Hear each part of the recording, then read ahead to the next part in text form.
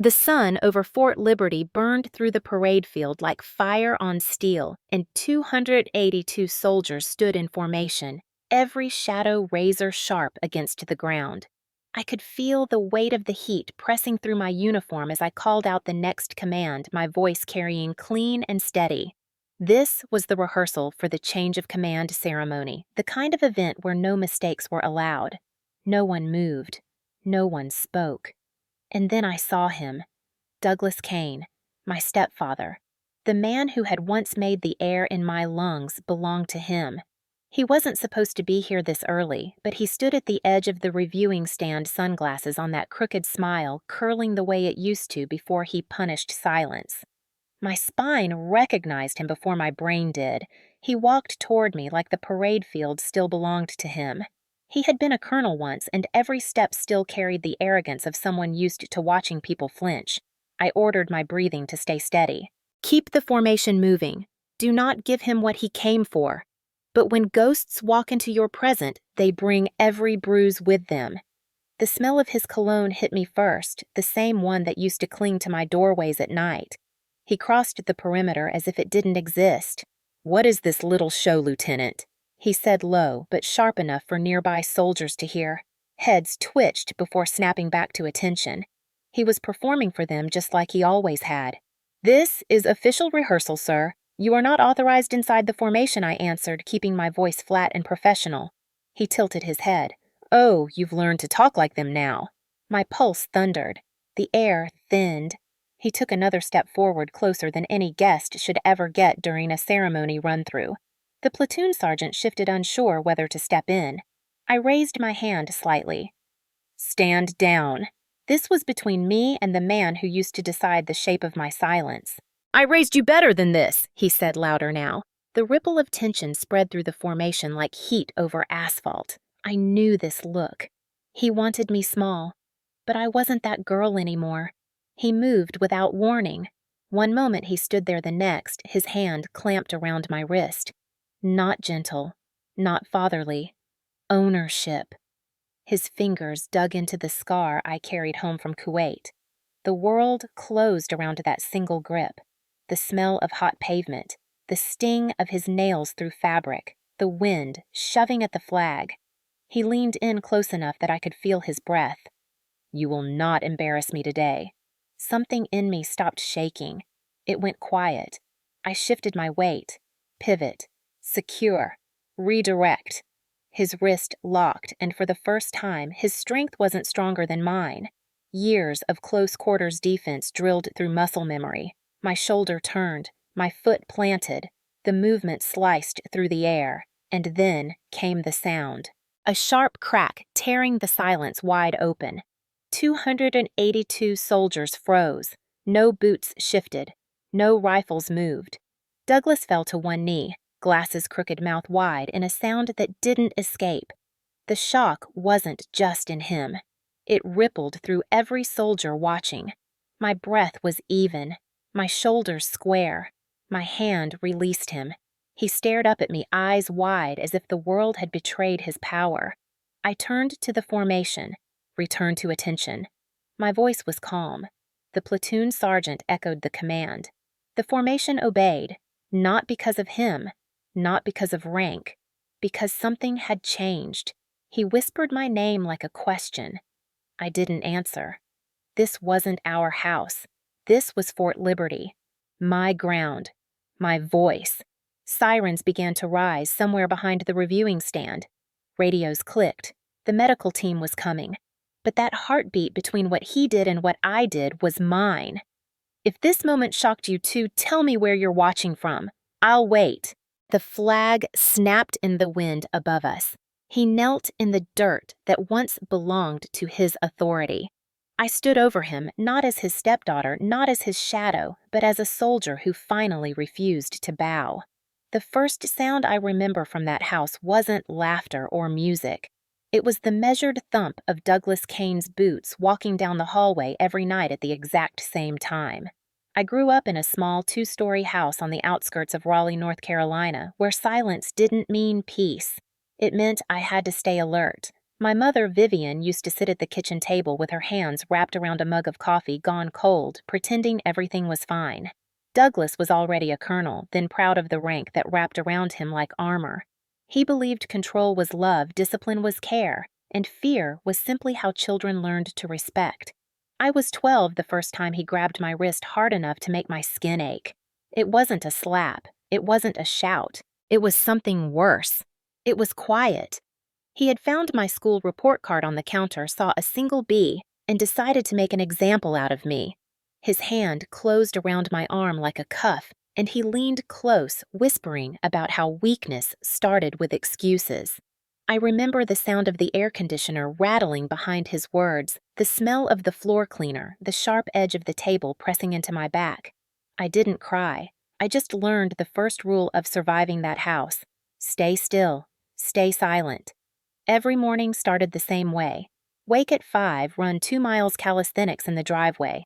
Not because I wanted to, because Douglas said discipline built character. He made me do push-ups until my shoulders shook, sit-ups until I felt sick, and then he would smile and call it parenting. My mother never intervened. She would watch from the porch steps with her robe pulled tight around her like a shield and say nothing. Silence was her way of surviving him. I learned to mimic it. By the time I was 14, I could read the tension in his face before he even opened his mouth. A slight tightening of his jaw meant someone at work had challenged his authority.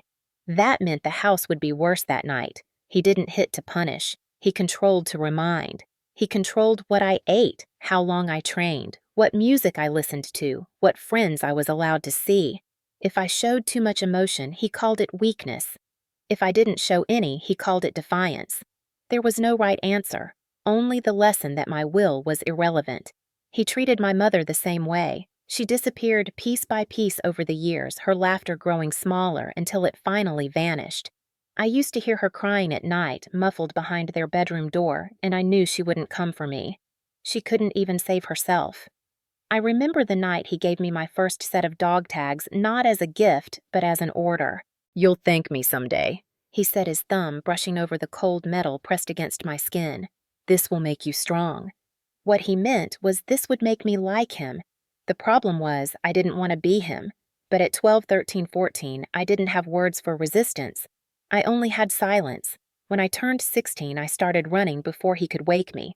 I ran farther than the route he planned down quiet streets through a stretch of forest until the air felt mine again.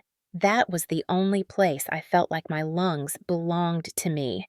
Once he followed me in his truck, driving slow beside me, saying, "You can run as far as you want, but this house raised you." I believed him. For years, I believed him. The night I signed my enlistment papers at 18, he said nothing at first. He poured bourbon into his glass, stared at me over the rim, and then smirked. "You'll either make it and prove I was right, or you'll break like your mother." My mother stood in the corner, eyes down. I wanted her to say something, anything. She didn't. When I left for basic training, she didn't hug me. She whispered, "Please don't come back." At the time, it sounded cruel. Later, I understood it was the only way she knew how to say she hoped I'd escape. In those early years, I carried Douglas with me like an invisible weight. Every time someone yelled in training, I braced for the kind of quiet that used to follow at home. Every time a superior reached too close, I flinched. It took years to realize that fear wasn't strength. It was a scar. He didn't just shape my childhood. He carved himself into the way I breathed. People think monsters are born. They're not. They're built brick by brick, night after night in houses where silence means power. My stepfather built his in Raleigh, and I was the first foundation he tried to claim. But in building his monster, he also built my resolve. I learned how to keep my ground, how to endure, how to wait. The day would come when the silence he forged in me would turn into something else entirely. Not submission, not fear, precision. And he never saw that part coming. When I came back to Fort Liberty in the spring of 2024, the air carried that strange mix of damp earth and cut grass that always seems to cling to military posts in North Carolina. I had been stationed overseas for 3 years, and this return felt like walking onto a stage I knew too well. The sharp echo of marching boots on the concrete, the smell of metal and fuel near the motor pool, the distant bark of cadence calls in the training fields all reminded me that here, Everything ran on discipline and time. I arrived as First Lieutenant Rowan Blake, not as the girl who once slept in silence. That mattered more to me than any rank. Fort Liberty wasn't home, but it was mine. The unit I was assigned to was preparing for the change of command ceremony. For weeks, the entire post buzzed with the kind of controlled chaos that only comes before big transitions. I'd served here once as a junior officer, still green and unsure of how my voice carried. Coming back with more years and more grit under my belt felt different. I walked through the battalion headquarters with my cover tucked under my arm and nodded at the soldiers I passed. Some recognized me. Most didn't, but they all saw the bars on my chest. Rank meant something here. Respect was earned and measured like currency. I took over logistics for a company known for precision. If something moved on or off that base, it passed through my hands or my reports. I liked the order of it. Every truck had a number. Every crate had a signature. Nothing left without a trace. Control, but the kind I chose.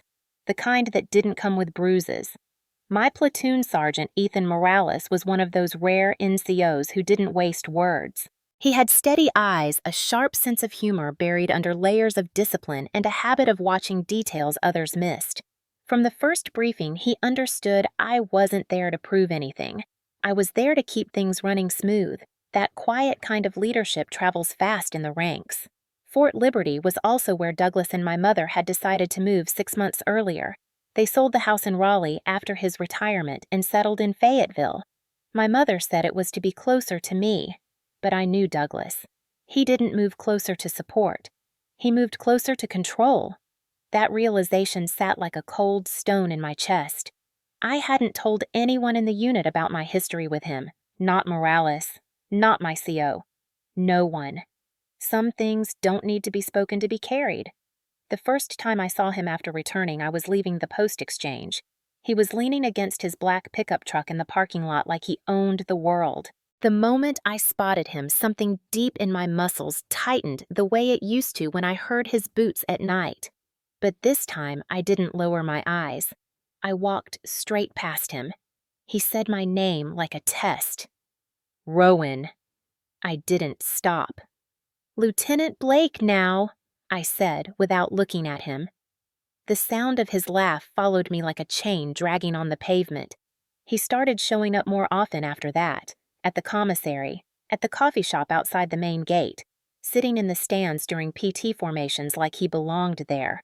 Officially, he was just a retired officer living in the area. Unofficially, he was a shadow trying to creep back into my perimeter. The strangest part wasn't his presence. It was how normal it looked from the outside. To everyone else, he was just a man supporting his stepdaughter's career. To me, he was the same man who built my silence brick by brick. I buried myself in the work. Rehearsals for the ceremony intensified. My platoon practiced movements until boots hit the ground in perfect rhythm. I oversaw every crate of flags and stands and chairs. I briefed teams on timing down to the second. Rehearsals meant power in the details, and power in the details meant he couldn't invade my head. But every time I turned a corner on post, I half expected to see him watching. One afternoon, Morales and I walked the parade field to map out final positions for the rehearsal schedule. The sun cut sharp lines across the grass. He glanced at me and said, "You seem wound tight, Lieutenant." He wasn't prying, just observing. "Everything's on a timeline," I answered. He gave a half smile that said he didn't believe me. "You're good at carrying weight, but don't pretend it's light." I didn't reply. He didn't push. That was one of the reasons I trusted him. The invitation to the change of command ceremony went out a week later. Douglas received one automatically as a retired officer in the community. When I saw his name on the guest list, the familiar coldness settled in my stomach. He was going to be there, front row. He would watch me in uniform giving commands standing tall. He would try to remind me that no matter what bars I wore, he could still break me down to a girl with no voice. He didn't understand yet. That girl no longer existed. I started arriving earlier than everyone else, walking the empty field before dawn. The grass would be wet with dew, the bleachers empty, the flags still limp in the wind. I liked the quiet before the noise. It reminded me that this ground belonged to me too. Not him, not his voice. Me. I traced every step of the formation in my head, not because I doubted the soldiers, but because I needed to know that when he looked at me, he would see someone untouchable. 2 nights before the final rehearsal, I stood at my window watching the streetlights burn through the darkness. I could see his truck parked outside my mother's house across town in my mind. The same man, the same presence, but I was no longer the same. This base had taught me how to fight. The Army had taught me how to stand, and no matter what he tried to remind me of, this place was mine. Fort Liberty wasn't home, but it was the first place where I learned I didn't have to fear the sound of footsteps behind me. Here, the sound of boots on concrete meant something else. Discipline, strength, mine. The first real crack didn't come from anything dramatic. It came from the way Douglas started inserting himself into corners of my life on post where he didn't belong. It began quietly, almost politely, the way poison does when it first hits the bloodstream. One morning after formation, I heard from Captain Mallory, my previous CO before deployment, that Douglas had reached out to him for coffee. Mallory thought it was harmless. He said he just wanted to check in, said he was proud of you, Mallory told me with a half smile. But I heard the line beneath the surface. Douglas didn't have coffee with people for casual reasons. When Mallory repeated his words, "She's good, but still a little green," the floor beneath me tilted. Douglas was already working on the perception of me the same way he used to shape how people saw him behind our house doors. A few days later, I walked into the dining facility with Morales after a long logistics briefing. The air inside smelled like burnt coffee and overcooked chicken, familiar and grounding. Soldiers filled tables in neat rows, eating quickly, talking quietly. And there he was.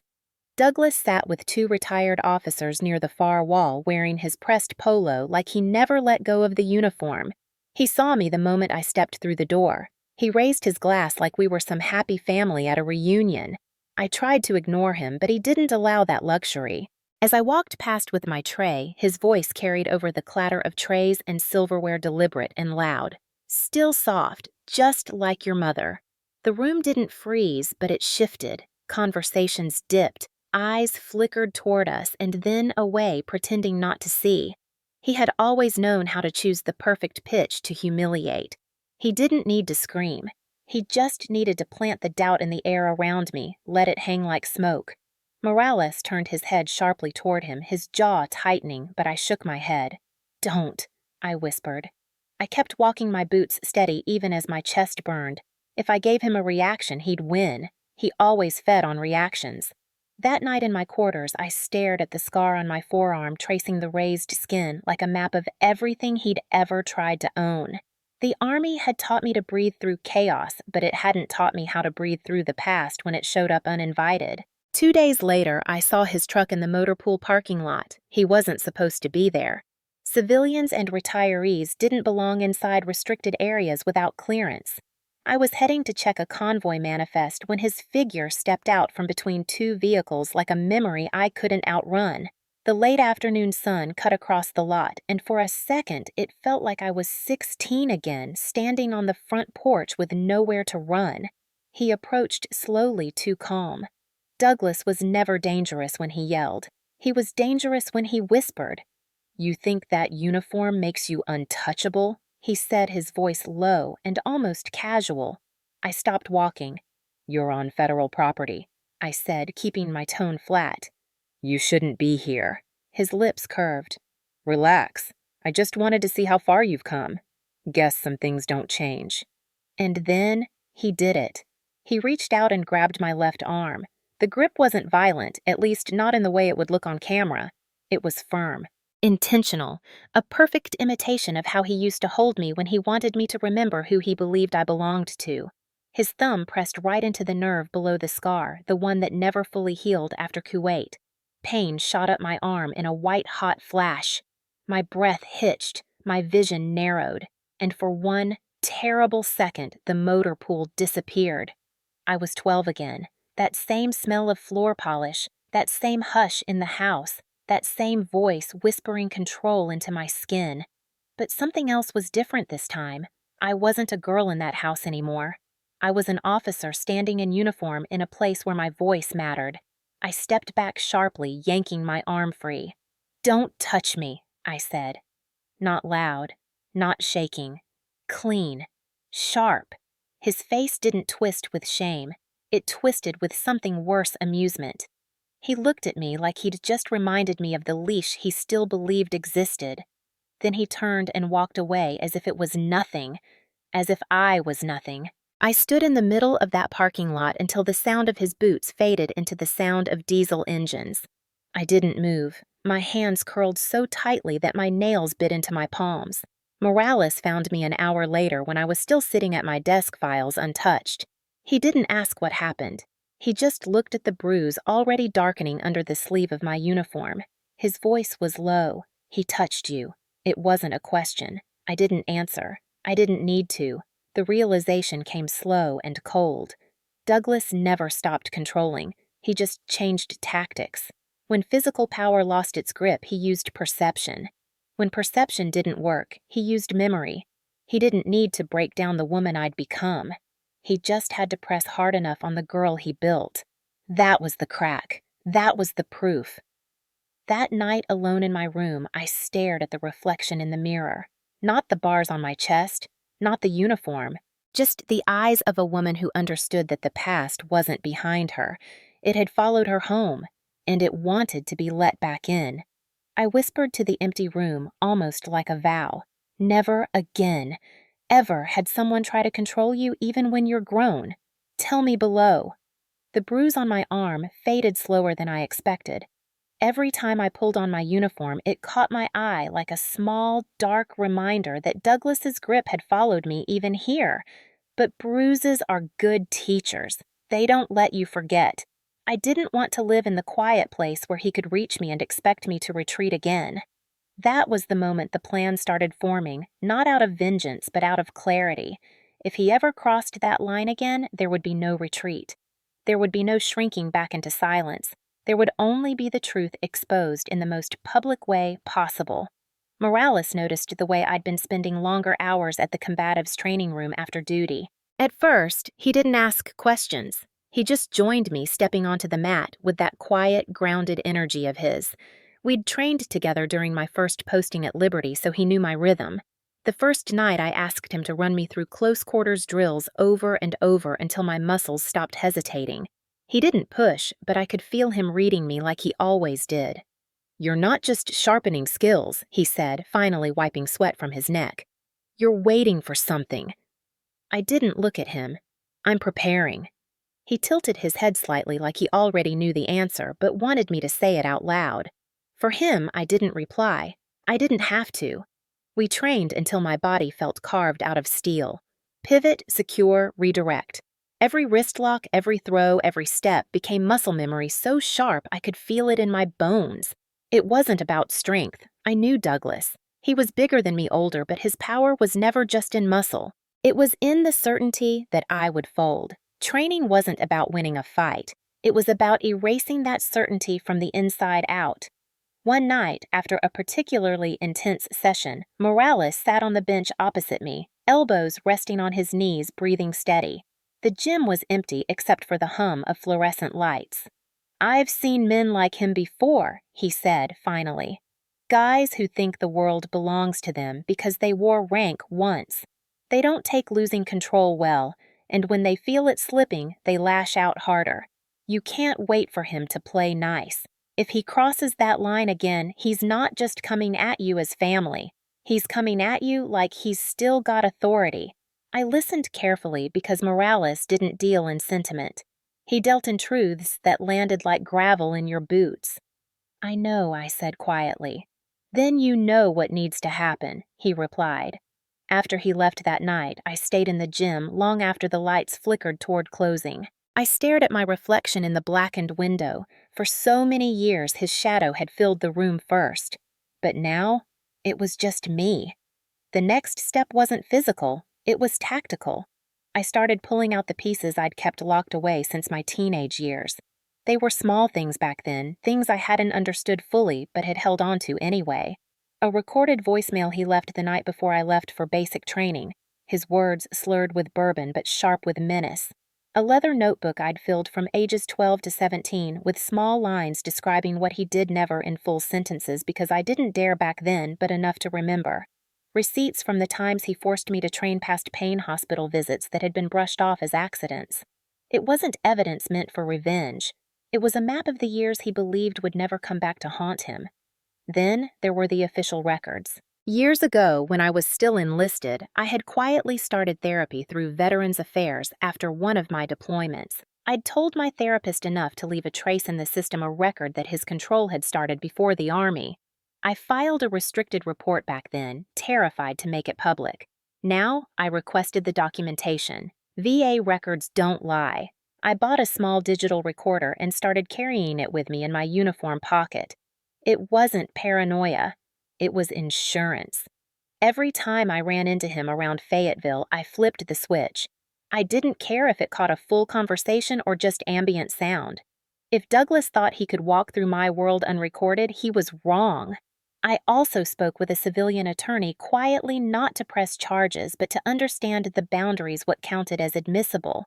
How much of my military chain of command could be informed where personal became public? It wasn't a loud plan. It was quiet, sharp, surgical. Morales noticed I was becoming less reactive. That's the thing about preparation. It changes the air around you. One evening after formation, he asked, "You're not scared anymore, are you?" I thought about it carefully before answering. "I still feel it," I said, "but it doesn't own me now."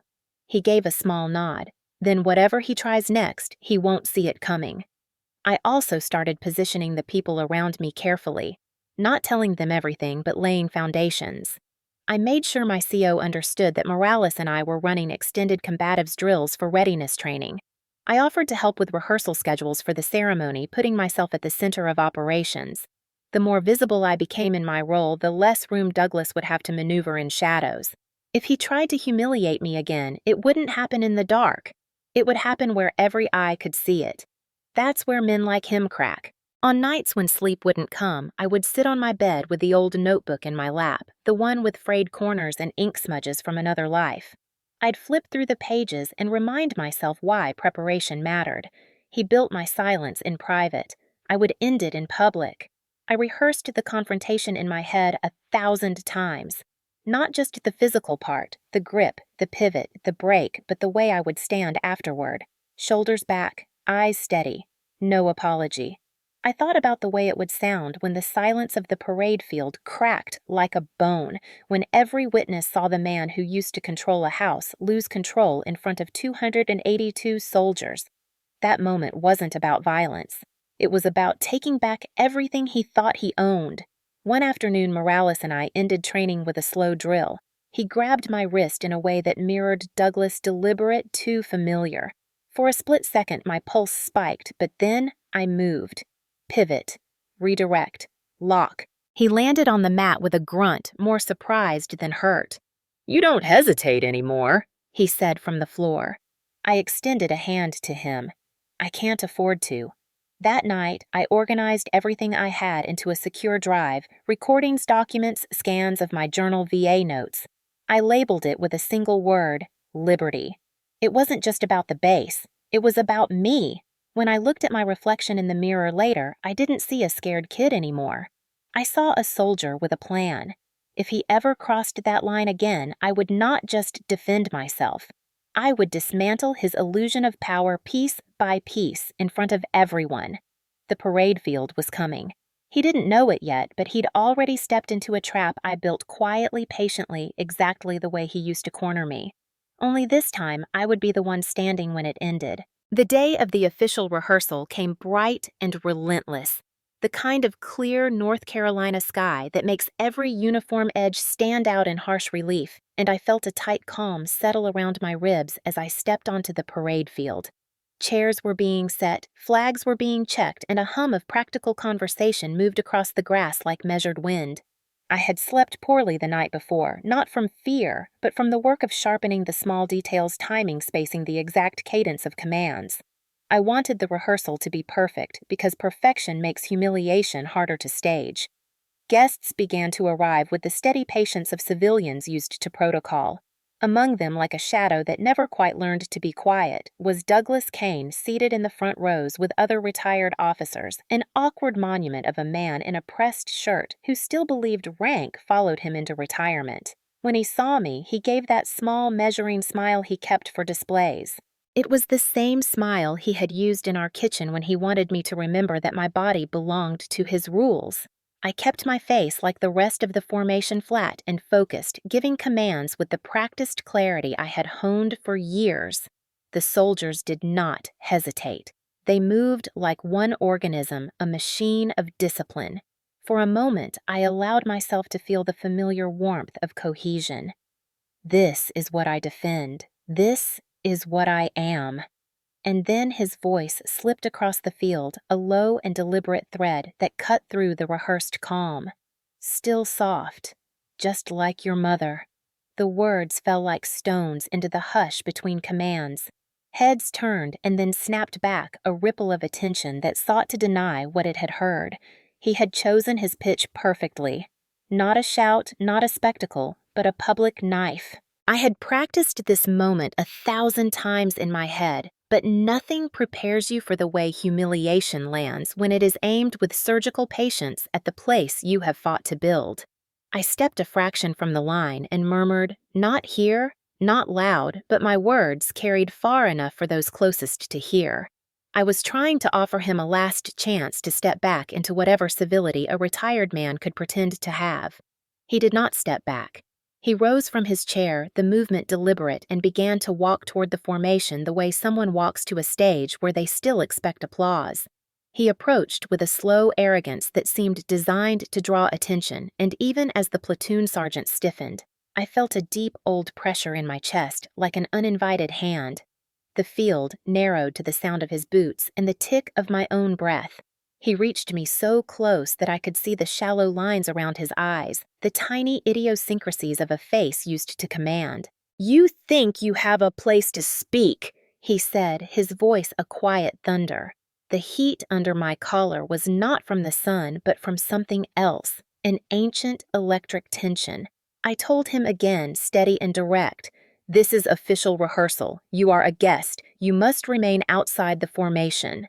His response was not argument. It was a small, cruel amusement. "You have learned to talk like them now," he said, and then his hand closed around my wrist. It was not a slap that would carry on camera. It was more intimate than spectacle, a reclaiming grip that conveyed ownership. I felt the scar under his fingers, and a flare of white pain shot through my arm, the memory of Kuwait and teenage bruises collapsing into one acute line. The formation behind me did not move. The world felt as though it had been held at the edge of a breath. He leaned in and said the thing he always said when he wanted to remind me where I came from. "You will not embarrass me today," he murmured. In that moment, the past and present braided until they felt indistinguishable. The way he held my arm was meant to initiate the script he had practiced for years, a private correction displayed in a public place to remind those watching who owned the narrative. I had trained for months for the mechanical response. I had prepared a legal and procedural framework for the aftermath. But there is a physical truth that only a body knows. The pivot came from that truth. I moved with the rhythm hammered into me by countless drills, shift weight, create angle, redirect the energy. My elbow turned my foot planted, and I felt the lock land in the way we had practiced 1,000 times with Morales on the mat. It was precise not because I wanted to hurt him, but because I had to stop the motion before it escalated into something I would not be able to undo. The sound that followed was not the cinematic crack of gore and anger, but a clean, honest sound like a joint being realigned, or a board under pressure giving way. It cut the air. Time folded. For an instant, everything went still in a way that did not belong to me. It belonged to all the soldiers watching, to the metal chairs, to the flags that suddenly seemed to hang like witnesses. Douglas went down to a knee, his sunglasses askew, his mouth forming a sound that had no word. He clawed at his arm as if to gather the proof of his own mortality. I released immediately, hands steady, because control without composition is what breeds chaos. My voice cut the silence. Return to attention. The platoon snapped to it as if someone had given a fresh order to the weather itself. Their heels hit the ground like a collective heartbeat. I felt the field expand under me in a new way. It was no longer a stage to be policed from the edges, but a place that had pushed back. Eyes were fixed on me and on him. Some faces registered shock. Some registered something like a rebirth of respect. I could see the moment recognition shifted in certain ranks, the discreet arch of a brow, the tightening of a jaw that had tolerated too much for too long. Douglas tried to stand his face contorting from more than physical pain. There was a look of stunned disbelief that he had been made small in front of those he thought he still commanded. He reached for words that in another life might have been apologies, but he only managed my name spoken like a plea. I did not answer. I did not give him the currency of a response. This was not the hallway where his silence held sway. This was the parade field with 282 witnesses and a chain of command that could not be bent by family ties. Radios clicked. Someone shouted for medical. I could feel the centrifugal force of stories beginning to spin out from that point, threads that would knot and then unravel in meetings and reports. I stood there with my sleeves suddenly warm against my skin and thought about every small humiliation that had paved the way for this moment. I thought about the nights I had spent training with Morales, the recordings hidden in a folder, the VA notes tucked away, the quiet conversations with a lawyer about admissible evidence. None of that was a braggadocio. It was a scaffold I had built to stand on if he stepped too far. He had stepped. The field smelled like dust and adrenaline. The crowd shifted from curious to witness. I felt more naked than I had, dressing in front of barracks lights, but also more true. If you were there, what would you do in that silence? The sound of his arm giving way echoed longer than it should have. It hung in the air like a live current. Douglas's scream broke through the silence a second later, sharp and unsteady, the kind that made the formation twitch but not move. I watched him crumple his body, collapsing into a half-kneeling shape that didn't look like power anymore. For years he'd been this looming figure, a walking threat wrapped in a retired officer's name. But in that moment, he was just a man who'd underestimated me. The medics on standby at the rehearsal didn't hesitate.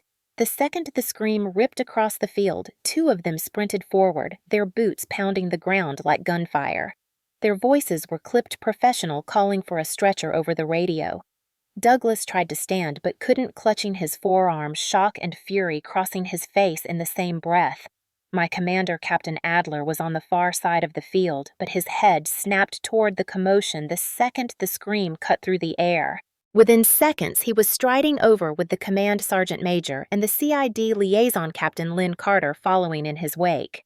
CID wasn't supposed to be on site yet, but they were assisting with security logistics for the change of command event. The timing was brutal and perfect. I could see Captain Carter's posture tighten as she approached, already scanning everything like an investigator cataloging a crime scene. Douglas started shouting, his voice cracking with pain. "She broke my arm. She attacked me." In front of everyone, his words hit the air like rocks thrown into water, but they didn't land the way he thought they would. He wasn't some untouchable colonel on this field. He was an injured retiree surrounded by active-duty personnel, CID, and a formation of nearly 300 soldiers who'd witnessed what had happened with their own eyes. His voice rose higher. "She did this on purpose. In front of you. In front of everyone." Carter's expression didn't flicker. She simply raised a hand toward the medics. "Get him on the stretcher," she ordered. Adler turned to me, his voice low but steady. "Lieutenant Blake, stay exactly where you are." It wasn't a rebuke, it was protocol. He needed witnesses in place. He needed the scene locked down. I nodded once. My pulse was calm in a way it hadn't been in years.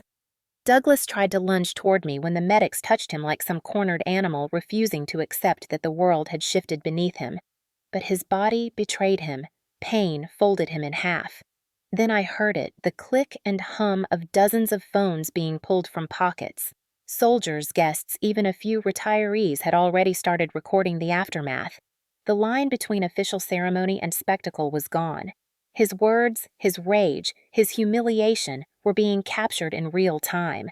Douglas had spent decades relying on silence. Now silence was the one thing he couldn't find. Carter's voice carried over the field like a blade. Mr. Kane, you are being medically evacuated for further assessment. You will not interfere with this formation again. The medics lifted him onto the stretcher, and for the first time in my life, I saw something in his face that I had never seen before. It wasn't anger. It wasn't control. It was disbelief. He genuinely hadn't believed I would ever stand against him like this. In his mind, he was still the man who could walk into any room and bend it to his will.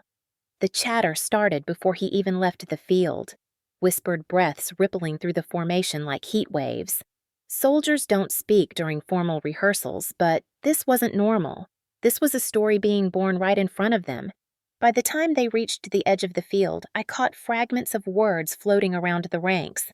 Did you see that he grabbed her? She broke him down like nothing. I thought he was untouchable. They strapped his arm against his chest, immobilizing the break. He kept shouting over their shoulders, trying to reclaim the narrative. She's out of control. She's not fit to wear that uniform. You're all witnesses. She attacked me. The irony was brutal. He had spent my entire childhood convincing people that I was too fragile, too soft, too dependent on his authority. Now his own voice, raised too loud and too wild, made him look like the unstable one. Carter wasn't playing. She leaned over the stretcher, said something low and even to him that I couldn't hear, and whatever it was made his face drain of color. I learned later that she had reminded him that this was federal property and that assaulting an active duty officer fell under military jurisdiction even for retirees. He wasn't the king here. He was just another man in a bad position with a dozen witnesses and a broken arm. As the medics wheeled him toward the waiting ambulance, I could see phones raised at the edge of the reviewing stands. Some people tried to look subtle about it, but most didn't bother. The crowd didn't need a press release. They were making their own. Every angle, every shout, every gasp was being captured. By the time they loaded him in, I could already picture the first messages flying through the base group chats. Fort Liberty wasn't a place where gossip trickled. It exploded. Captain Adler finally approached me, his voice quiet but sharp. Lieutenant, I need your official statement as soon as medical secures him. I nodded, my jaw tight. Understood, sir. He glanced at the formation at the clusters of officers trying to look composed while their brains worked at full speed. This will be loud. He wasn't warning me. He was acknowledging the obvious. Within 30 minutes of Douglas leaving the field, the first CID vehicle arrived to begin formal procedures. They started by pulling surveillance footage from the parade ground cameras. They didn't even need to rely on that much. There were more civilian phone recordings than anyone could count. Every angle told the same story. Douglas stepped into the formation uninvited, grabbed my wrist, and I reacted. No embellishment, no hiding. Back in the company office while the rehearsal reset without me, I sat across from Captain Carter. Her gaze was steady, the kind that made most people shrink. But I didn't shrink anymore. She asked for my statement in clear, measured questions. I answered the same way. When she asked if I'd like to disclose any prior history with him, I slid a small USB drive across the table. Inside was everything I had gathered: old voice recordings, medical notes, documentation, and proof of his pattern. Her eyes flickered just once as she took it. She understood before I said a word. Meanwhile, on the parade field, soldiers were texting, whispering, posting in private group chats. By the end of the afternoon, half the base would know what happened, and by the evening, it would be circulating in unofficial forums the story of the retired colonel who thought he still held the world by the throat and instead left on a stretcher after trying to humiliate a lieutenant in front of nearly 300 witnesses. That night, I walked past the dining facility and heard the whispers ripple like wildfire. They didn't know I was behind them when one soldier said, "She dropped him like a tree," and another answered, "Yeah, in front of everyone. He's done." It wasn't triumph I felt. It was something colder and steadier. This wasn't about victory. It was about truth finally stepping out of the dark. When I got back to my quarters, my phone already held 3 messages from unknown numbers and 2 from soldiers I barely spoke to. All variations of the same sentence. We saw it. He deserved it. About time someone stood up to him. That was how stories travel in places like this. Not through official channels, but through the quiet anger of those who've seen too much and said too little. Douglas had spent his life controlling rooms, whispering narratives that bent to his will. But this time, the story didn't belong to him. It belonged to every camera, every witness, every soldier who stood on that field. The snap of his arm was more than a break. It was a signal. Something had shifted at Fort Liberty, and for once, it wasn't me who had to hide. It was him. The day after the snap, Fort Liberty didn't sound the same. The cadence runs were still sharp, reveille still pierced the air at dawn. Boots still hit the pavement in rhythm, but under it all was a hum, a current of whispers passing through the bass like wildfire in dry grass. Everyone had seen it or heard it within hours. The retired colonel who thought himself untouchable had been taken off the parade field on a stretcher, and the Army doesn't forget moments like that. Not because it loves drama, but because it thrives on records. Records don't lie. CID opened the formal investigation before the sunset on the same day. Captain Lynn Carter was at my office door just after morning formation clipboard in hand, expression like tempered steel. "Lieutenant Blake," she said, her tone clipped but not unkind. "We're moving fast on this one. You'll need to provide a full statement." I already had one drafted in my head. It wasn't fear that made my heart beat hard against my ribs. It was the quiet clarity of a storm I had already seen coming. By noon, Douglas's name had already been pulled from the system archives. I knew it because I overheard Carter on the phone with someone at HQ. Yes, the previous complaints were sealed. No, they're being reopened under review. Complaints. That word stuck like grit in my teeth. I hadn't even known they existed. But of course they did. A man like Douglas didn't just control one house. He controlled rooms, units, people. Now the Army was pulling up the ghosts he left behind. His personnel file, once clean in public, carried redacted lines that CID was now unsealing one by one, multiple domestic disturbance reports filed off-post, 2 counseling statements from his command during his active years, and 1 memorandum referencing an incident of concern involving a junior female officer in his battalion. For years, those papers had been buried under the weight of his rank. Now, because of what happened in broad daylight, the weight no longer protected him. My interview with the JAG legal officer happened that same afternoon. Captain Mason, a quiet man with a face like carved granite, sat across from me with his recorder on the table. "Lieutenant Blake," he began, "you're aware this incident involves both personal and federal considerations. We'll need precision here." I gave it to him. Step by step. The words, the grip, the crack. I laid it out, not like a victim, but like an officer. The law didn't need my tears. It needed facts. Mason listened, didn't interrupt once, then asked for corroborating evidence. I slid the USB drive I had prepared days before across the table. This includes prior recordings, VA notes, and journal entries from when I was a dependent. His eyebrows lifted just a fraction. "You were ready for this." I looked him straight in the eye. "I've been ready for a long time." It wasn't lost on anyone that the case would get messy. Family, rank, history. The moment JAG got involved, this stopped being just a base incident. It became a matter that lived in the black and white of military law. CID had already collected over a dozen witness statements from soldiers in the formation. Some were crisp clinical descriptions of what they saw. Others were shaken confessions about what they had long suspected about Douglas, but never said out loud. His reputation as a man who pushed boundaries wasn't new. It was just never recorded where it mattered. Until now. The only person who didn't want to see what was in front of them was my mother. Vivian showed up at my door 2 days after the incident, her face tight, her voice trembling between anger and desperation. She had always been the quiet one, the woman who let him rule the house, who let fear turn into wallpaper.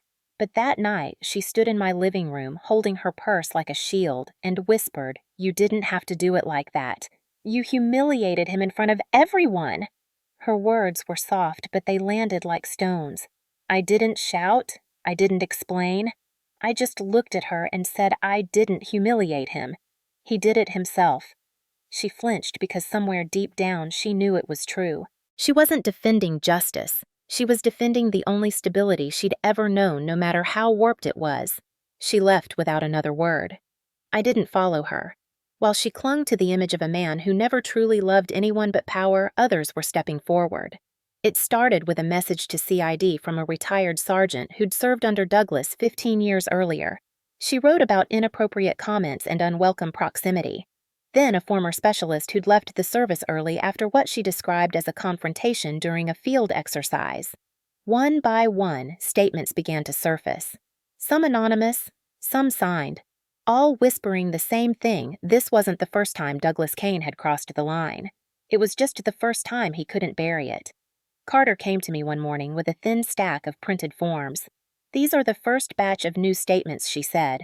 "It's growing faster than we expected." I stared at the papers and saw what he had built crumble right in front of me. For decades, he had relied on silence, his and everyone else's. Silence was the armor he thought would never crack. But once a story hits air, silence is the first thing to die. Meanwhile, the official channels churned. CID scheduled interviews with everyone in the formation. JAG prepared legal memos outlining potential charges: assaulting an officer, violating base access restrictions, and obstruction for prior buried reports. If they could prove intent, he might have been retired, but the Army never forgets. It just files things until they're needed again. On base, whispers turned to open conversation. In the dining facility, I heard NCOs talking openly about how they always knew something was off about him. In group chats, people shared recordings of the incident and short clips of his voice shouting twisted into memes and messages that made their way through private networks. I didn't participate in any of it. I didn't need to. The story was walking on its own now. I spent long nights sitting at my kitchen table, the quiet ringing in my ears, thinking about how the line between victim and witness can shift without warning. For years, I had been the one trying to convince myself the past didn't follow me. Now it was laid bare under military lighting, categorized in case files, time-stamped in reports. And as strange as it sounds, it felt like breathing clean air for the first time in a long time. The next time I saw Mason, he told me plainly, "The case has weight. He can't walk this one off." I didn't smile. I didn't celebrate. I simply nodded. Justice isn't loud. It's a slow grinding machine. And once it starts, it doesn't stop for bruised egos. I learned from Carter that Douglas had tried to file a counterclaim painting me as an unstable stepdaughter who attacked him without provocation. But his problem was simple. There were 282 witnesses, multiple angles of video, and a history of misconduct he couldn't scrub clean anymore. The same rank he used to shield himself now only made the fall harder. Women who had known him during his career began contacting CID in waves. One said she remembered him cornering her after an officer's ball. Another said he'd blocked a promotion path when she reported him. None of those old cases had stuck back then, but now, with everything piling up, the Army's patience was running out. One woman told Carter, "We all thought nothing would ever touch him." Carter replied, "Something did." The investigation picked up speed because the system wasn't just looking at what happened that afternoon. It was looking backward through time, peeling layers of protection he had built. The Army doesn't forget. It files, it archives, and eventually it reopens. As the walls closed in around him, I felt something I hadn't expected: a cold, steady kind of stillness. This wasn't about revenge. It was about ending the cycle. He had shaped the beginning of my life with fear. Now the end of his story would be shaped by facts, witnesses, and the system he used to believe belonged to him. And this time, he couldn't silence a damn thing. The letter arrived folded into a perfect square, tucked inside a plain envelope with no return address, but I recognized the handwriting the moment I saw it. Sharp, rigid, like a man who believed his words alone could make the world stand still. Douglas had sent it through the base's legal office, a formal request for a pre-hearing meeting. They didn't have to forward it, but they did. When I opened it, his words were stripped of their old arrogance. "Rowan, I need to talk to you before this goes too far. We're family. I raised you. Please." For a moment, I just stared at the ink, trying to remember if there was ever a version of him that wasn't a threat wrapped in authority. There wasn't. "Captain Mason from JAG met with me about the request." "You don't have to go," he said plainly. "And if you do, I'll be in the room along with CID. You'll have full control of the conversation." His voice was steady, but there was a warning in it, too. Men like Douglas rarely ask for meetings because they've changed. They ask because they still believe they can control outcomes. I didn't decide right away. That night, I sat alone at my kitchen table, the soft hum of the fridge the only sound. I unfolded the letter again and again until the creases blurred into the paper. He still thought he owned me enough to ask me to save him, and that was exactly why I said yes. 2 days later, they walked me into a small interview room at the administrative wing. The walls were the same dull eggshell white used in every military facility I'd ever set foot in, the fluorescent lights too bright, the air too cold. Mason and Carter were seated in the corner as silent observers. I sat in the middle of the room with my hands folded on the table posture, steady, my uniform pressed crisp against my skin. Then the door opened, and Douglas walked in wearing a sling around his arm and an expression that didn't fit on his face. It was the face of a man who'd spent his entire life towering over others, suddenly learning how to look up. He sat across from me, slowly wincing slightly as he adjusted his injured arm. For a few seconds he said nothing, just stared at me like he was searching for the version of me who used to be 12 years old, who used to flinch when he raised his voice. But that girl wasn't sitting here anymore. He cleared his throat and started to speak, but it wasn't the booming voice I remembered from the parade ground or the controlled whisper that used to snake under doors at night. It was shaky. "Rowan, this has gotten out of hand." I didn't answer. The silence was intentional. For most of my life, silence had been what he used to control me. Now, silence belonged to me. He fumbled on. "This doesn't have to destroy everything. You and me, your mother, the family. I know I made mistakes." His voice cracked and he leaned forward. "But I raised you. I gave you structure, discipline. I did what needed to be done." I almost laughed, not because it was funny, but because it was so predictably scripted. Even now, with his arm broken and his name unraveling in reports, he framed control as love. I met his eyes and said nothing. That unsettled him more than any words could have. He kept going, a man trying to build a wall out of sand. "You don't have to testify. You can just withdraw your statement. Say it was a misunderstanding. We can end this before it gets worse. I'm your father." Those 3 words were the last spark of the match he'd been striking all his life. I leaned forward just slightly, my voice quiet, but sharp enough to cut the air between us. "You're not my father." His face twitched like the words physically struck him. "You didn't raise me. You controlled me. You hurt me. You tried to break me. And now you're asking me to save you from the consequences of your own actions." He shook his head, desperate. "Rowan, listen to me. They're trying to make me into a monster. You know me. You know I'm not." I cut him off without raising my voice. "I know exactly who you are. That's why I'm here." For the first time in my life, I saw something flicker in his expression that I'd never seen before. Not anger, not control. Fear. It was faint like a crack beneath thick ice, but it was there. He looked down at his sling, his jaw tight, then back up at me. "We're family," he said again, softer now, like it might sound different if he whispered it. "Family forgives."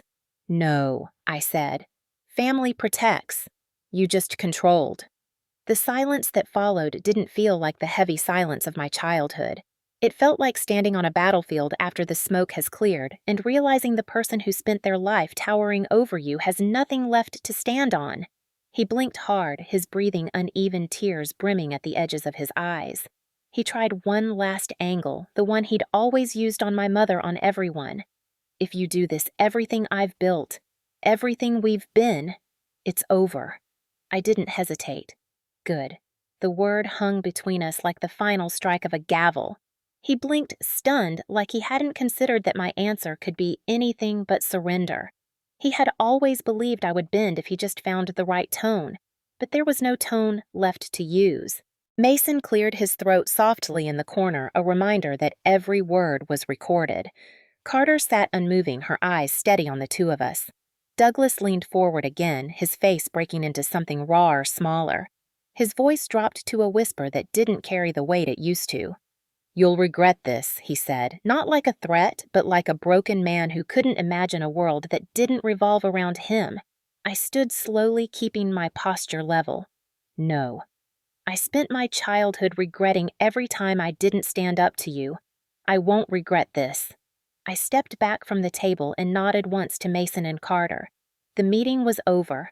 As the guards let him out, I didn't look back. I didn't owe him that anymore. The entire exchange had lasted less than 15 minutes, but it felt like the final splinter snapping in a structure that had taken a lifetime to tear down.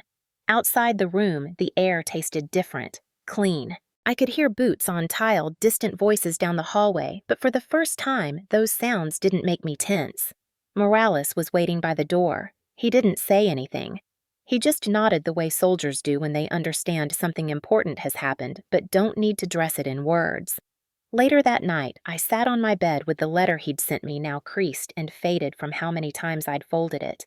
I tore it in half, then again, until it was nothing but confetti in my hands. No speech, no tears, no shouting, just quiet. This wasn't a movie moment. It was something colder, cleaner. It was the sound of a man realizing he no longer owned my silence. For years, he thought he could rewrite my story, but I had already taken the pen back, and the next chapter wouldn't belong to him. The hearing was scheduled for a Thursday morning, and Fort Liberty hummed like a living thing by sunrise. The legal office had cleared the base theater for the proceeding because the case had drawn too much attention to keep behind closed doors.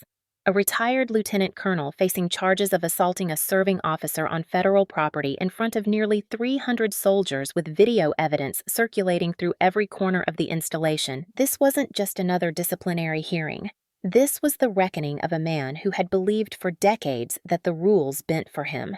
Rows of uniformed personnel filled the seats. Some were called as witnesses. Most were there because they wanted to see it for themselves. When I walked into the room in my dress uniform, the noise fell like a curtain. Mason, my JAG counsel, walked beside me steady as stone. Captain Carter was already in the gallery with CID. Douglas sat at the defense table wearing a plain suit and a sling on his arm. He still tried to keep his posture straight, shoulders squared like an officer at parade rest, but something in his eyes was different now. The arrogance had curdled into a kind of panicked calculation. He was still trying to find a way out, but this time there wasn't one. The presiding officer opened the proceedings formally. Every word was crisp, procedural, almost sterile. That's the thing about the Army, it strips emotion down to regulation when things get serious. Douglas's attorney attempted to frame the event as an unfortunate misunderstanding at a ceremonial rehearsal, but the moment they played the footage, the argument died in the air. Multiple angles. Multiple phones. Clear view of him stepping past the marked line, grabbing my wrist, twisting. My reaction wasn't aggression. It was muscle memory, clean and trained. The room didn't need commentary. The sound of the snap on the video was enough. Even in a packed hall, silence fell like iron. The panel leaned forward slightly, not because they doubted what happened, but because they understood exactly what kind of arrogance it took for a retired officer to walk onto a federal installation and put his hands on a lieutenant in uniform. Mason rose to present the evidence not with fiery speeches, but with methodical precision. My VA notes the recordings, the witness statements, the incident reports pulled from CID, the reopened files from his active duty years. It wasn't a story, it was a structure. And in that structure, there was nowhere for him to hide. Douglas shifted in his seat as one soldier after another took the stand. A private first-class voice shaking slightly described how she'd been 5 rows back and saw him grab me. A staff sergeant described the sound he'd never forget. A captain said under oath that Douglas had been warned multiple times to stay behind the line. None of them dramatized it. They didn't need to. Facts were their own storm. When it was my turn to testify, I walked to the stand, slowly keeping my posture measured. Mason had told me not to engage emotionally, and I didn't need reminding. Douglas had spent most of my life trying to own my emotions. I wasn't going to hand them back to him here. My voice was steady as I gave my statement. I explained how he'd grabbed me, how I reacted, how everything unfolded. When his attorney tried to rattle me with questions about intent, I didn't flinch. I answered clearly, simply. I acted in accordance with my training. I acted to protect myself. They tried to bring up the fact that he had raised me. As if Bloodwell, not even blood, just years of his control was a shield.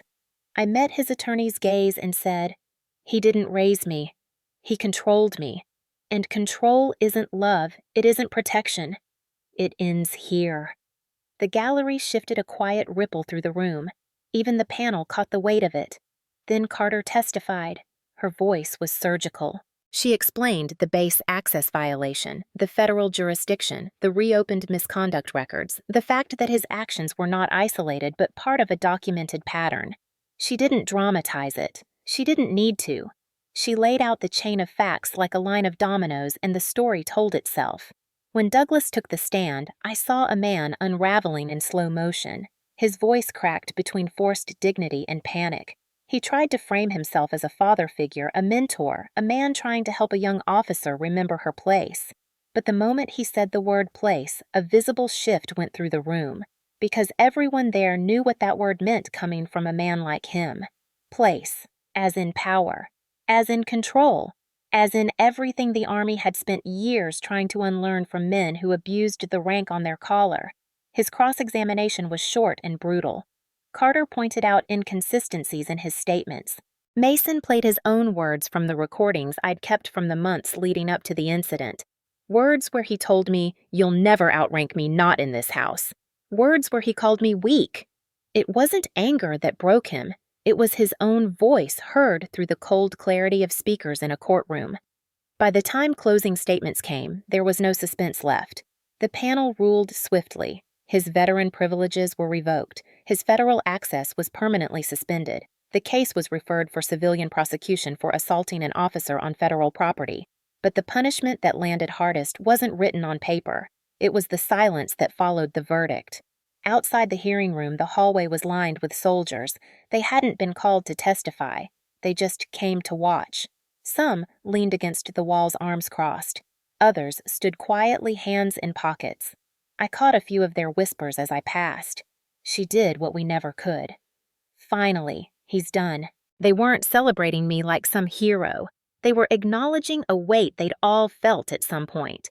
Men like him had walked this institution for decades. Today, one of them fell. Douglas walked out with his attorney, smaller than I'd ever seen him. His posture had folded in on itself. He didn't look at me. He couldn't. The man who used to fill every room in my life had shrunk to the size of a single broken figure in a hallway full of witnesses who no longer believed in his power. Mason stood next to me in the hallway, hands behind his back. "This is over," he said simply. I shook my head slightly. "No," I said. "This is recorded, because that's what matters in a place like this. Paper, witnesses, records that don't disappear." He would live out his years with his name attached to the words assaulting an officer. No spin, no erasure, just the truth. When I stepped outside, the late spring sun hit me full in the face, and for the first time in years, the air didn't feel like it belonged to him. It belonged to me. It belonged to the soldiers who had watched and whispered, and finally seen what happens when power doesn't get the last word. And in that quiet stretch of hallway behind me, his story ended where mine finally stopped being silent. A month later, the air at Fort Liberty smelled different, not because the spring rains had rolled through and cleaned the parade field, but because something heavier had lifted. The story had burned through the base like a controlled fire, and what was left was something cleaner, sharper, more honest. Douglas Kane's name no longer echoed with authority. It sat buried in reports bound to words like assault revocation and probation. He had been placed under a formal supervised release program and stripped of his honorary privileges. The man who used to stride through gates as if the world belonged to him now checked in through a civilian probation office. No rank, no access, no power. My own life, meanwhile, had shifted with a quiet, unexpected gravity. When the promotion orders arrived, I stared at the line of text as if it belonged to someone else. Effective date of rank, Captain 03. There were no trumpets, no cinematic moments, just a signature that marked the end of something old and the beginning of something new. When I put on those new bars, they felt heavier than the silver suggested, not because of the responsibility, but because of the road it took to earn them on my own terms. My mother never called after the hearing. The silence between us wasn't accidental.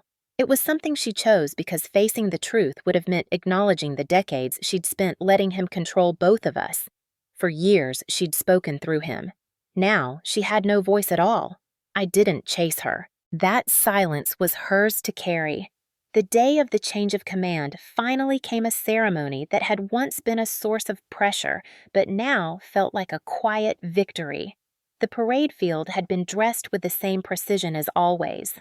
Flags lined the perimeter, the band waited with instruments gleaming, and soldiers stood in perfect formation, the sun beating down in steady rhythm.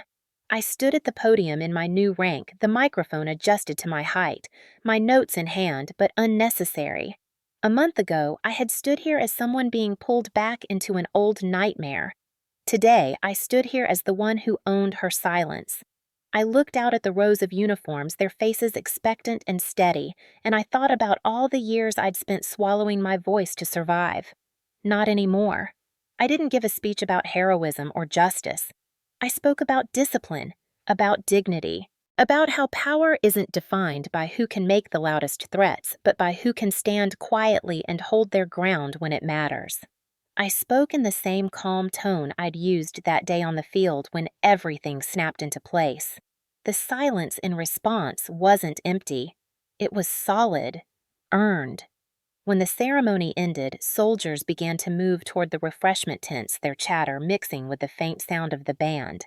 That was when it happened. A young private, barely 20 freckles scattered across her face, walked toward me. She hesitated like someone approaching a cliff, then straightened her back and said, "Ma'am, you gave us a voice." For a moment, I couldn't speak. Not because I didn't know what to say, but because that simple sentence carried everything I'd fought through. All the nights I'd trained until my hands ached. All the times I'd carried bruises in silence. All the years I'd let fear dictate the shape of my world. That one sentence cracked it all open. I nodded slowly, meeting her eyes. "No," I said. "You always had a voice. You just needed to see someone use theirs first." She smiled a small, fierce smile and then stepped back into the crowd. That's the thing about moments like these. They don't end in fireworks. They settle into people quietly and keep moving. Later that afternoon, I stood alone on the parade field as the last of the soldiers cleared out. The flag above me snapped sharply in the wind, and the sound of distant drums carried from the band as they packed up. I looked down at the grass at the faint tire tracks where they had carried Douglas out weeks earlier and realized that for the first time in my life, that image didn't make my hands shake. In the official records, he would be another case. Another retired officer who crossed the line and faced the consequences. But for me, it was more than that. It was the moment my life stopped being shaped by his hands and started being written by mine. In the weeks that followed, soldiers still whispered when I passed by, but it wasn't pity. It was something closer to respect, the kind that doesn't need to be said out loud. I didn't become a symbol. I didn't want to be. I just became someone who didn't look away when it mattered. I thought about the girl I used to be, the one sitting in her bedroom with her back against the wall, listening to his footsteps and waiting for silence to either protect her or drown her. She would never have believed we'd make it here. Standing, breathing, free. The CID report closed officially the week after my promotion. Mason stopped by my office with the final document, dropping it on my desk like the last brick in a wall. "It's done," he said. "No appeal, no retrial. He's under supervision, and the Army will never forget." I traced the edges of the paper with my fingertips, not out of triumph, but out of the quiet weight of an ending that had been decades in the making. My mother sent one text a week later. "I hope you're happy." I stared at it for a long time and typed nothing back. There are silences that break you and silences that build you. This one built me. That night I walked out to the field again alone. The flag still flew, the air still carried that familiar smell of cut grass and metal. But the world no longer pressed against my skin the way it used to. I stood in the center of the parade field and closed my eyes. No footsteps behind me. No voice trying to bend mine. Just quiet. The truth about reclaiming power is that it isn't loud. It's steady.